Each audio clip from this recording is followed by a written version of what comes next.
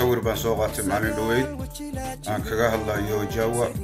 anigoo weydiisanaya inuu kiliiga gato dad baa waxay u arkeen khalad maaha walaalayaal anigu waan xanuunsanahay caafimaad baan u baahanahay dalka wax lagama qaban karo haddii la caawi waayey walaalayaal inaan kiliidayda gato soo maaha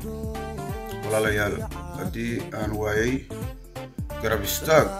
inaan kiliidayda gato oo caafimaad ku aado soo maaha walaalayaal khalad maaha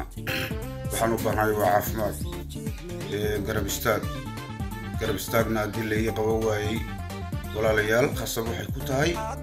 inaan kiliidayda gato si aan ku helo caafimaad dalka dibadiisa walaalayaal waxba ayaan laygu canaanan waxba ayaan komitiye khalada la ii soo qorin dadku aad bay u mahadsan yihiin inta badan komitiye fiican bay ii soo qorayaan